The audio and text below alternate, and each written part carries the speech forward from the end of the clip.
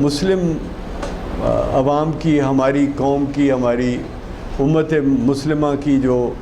Tragedy بھی کہہ سکتے ہیں، خوش نصیبی بھی کہہ سکتے ہیں، وہ یہ تھی کہ 1000 برس حکومت کرنے کی وجہ سے عالمی جو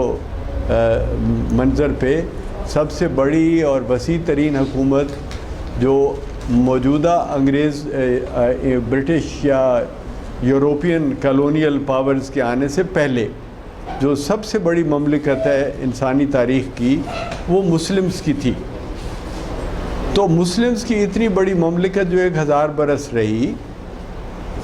اس کے دوران مسلمز نے، ہمارے آباء و اجداد نے ساری دنیا کی تہذیبوں پر تنقید کی، کیونکہ حکمران تھے۔ ہر ایک کا انہوں نے جسے کہتے توا لگایا۔ ہندوؤں کو کہا کہ جی ان کو تو کھانا پکانا بھی نہیں آتا، ان کو تو کپڑے پہننے بھی نہیں آتے، ہم نے سکھایا۔ اور کرسچنز کو کہا کہ یہ اللہ کے بیٹا بنا کے بیٹھے ہوئے ہیں اور اللہ کی بیوی بنا رکھا ہے انہوں نے، اور یہ دیکھو کیا امکانہ باتیں کرتے ہیں۔ ہر جگہ ہم نے تنقید کی، یہودیوں پہ بھی کی، عیسائیوں پہ بھی کی، ہندوؤں پہ بھی کی، اور مشرکوں کے اپنے سعودی عرب یعنی خطہ عرب میں جو تھے ان پہ بھی کی۔ اب جو مسلمز کی یہ جو کیفیت تھی، اس میں ہمارے مسلم امہ کے اوپر کسی نے تنقید نہیں کی، کیونکہ ہم ایک تو یہ کہ حکمران تھے، دوسرا یہ کہ انفارچونیٹلی ہمارا حکومت کا انداز جو تھا وہ کرخت تھا، ایجوکیشنل نہیں تھا۔ خاص طور پہ جو امام حنبل کے زمانے سے ایک ایٹیچوڈ بنا، وہ یہ تھا کہ کرختگی کا، ملائمت کو چھوڑ کے کرختگی کا، اور حضور صلی اللہ علیہ وسلم کی جتنی بھی جو شخصیت اور جو کردار ہے، اس کا سخت پہلو جو تھا وہ سٹینڈرڈ بنا دیا گیا۔ جو مکہ کا پہلو ہے یا مدینہ میں بھی جو یہودیوں اور عیسائیوں کے ساتھ تعاون کا یا مملکت میں برداشت کا پہلو ہے، اس کو ریلیگیٹ کر دیا گیا، اور مینلی جو کرخت پہلو ہے جو بنو قریظہ کو مار ڈالنے کا اور خیبر پہ قبضہ کرنے کا، یا پھر جو سورہ توبہ کی 10 12 15 آیات ہیں پہلی، ان کا لے کے، تو جس میں یہ کہا گیا کہ یا تو مسلمان ہو جاؤ یا یہ خطہ چھوڑ دو یا تمہیں قتل کیا جائے گا۔ پھر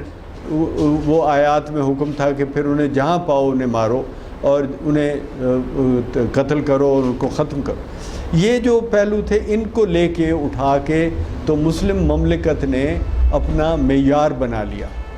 اور جہاں بھی کسی نے اختلاف کیا وہاں پہ سیدھا سیدھا حکم تھا کہ مار دو۔ اختلاف نہیں ہوا، چنانچہ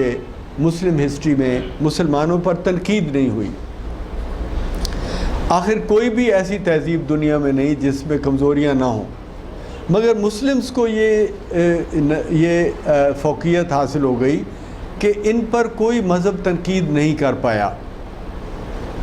چنانچہ دینی اعتبار سے بھی اور تہذیبی اعتبار سے بھی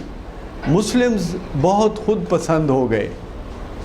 بے حد خود پسند ہو گئے، اور جسے آپ کہتے ہیں سیلف رائٹیس، جو اپنے آپ کو ہمیشہ درست مانتا ہے کہ، اور پھر یہ سند دی گئی،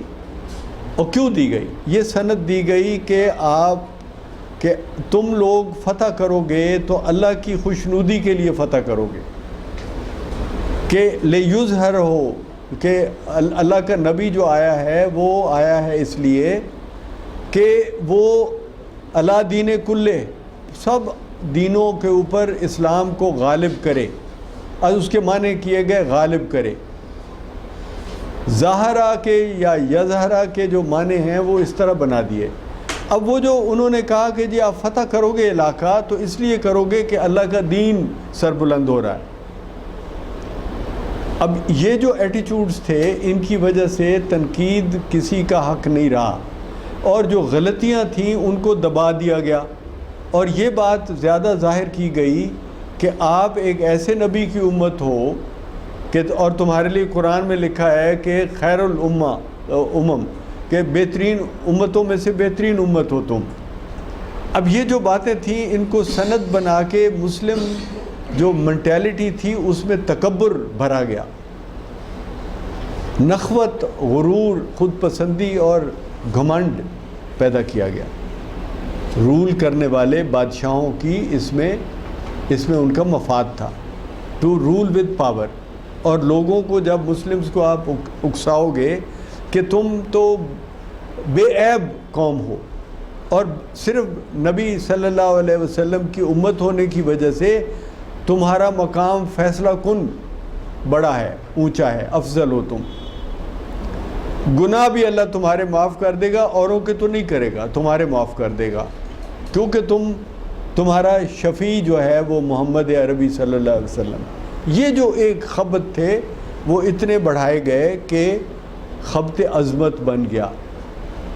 اور کسی نے مسلمانوں کے کمزوریوں پہ یا ان کی ہیومن ریسورس، ان کا جو ہیومن لیول ہے اس میں جو خامیاں ہیں، کمزوریاں ہیں، ان پہ بات کرنے کی کسی کو جرت نہیں ہوئی اور وہ ہمارے سامنے نہیں آئیں. مثلا ہم 40 عورتیں، 200 عورتیں رکھتے ہیں، حرم بناتے ہیں، تو ہم پہ کوئی نہیں بول سکتا کہ یہ تو عیاشی ہے، یہ تو آوارگی ہے، یہ تو انتہا درجے کی حیوانگی ہے کہ آپ ایک اتنا تو مرغہ نہیں مرغیوں کے اوپر چڑھتا جتنے آپ چڑھتے ہو، اور آپ کو حیا نہیں آتی، آپ فخر کرتے ہو کہ جی ہم نے تو اللہ نے ہمیں اجازت دی ہے. مطلب یہ اتنے تک بھی ہماری کوتاہیاں جو تھیں ان پہ بات نہیں ہو سکی، جو بڑی واضح کوتاہیاں ہیں.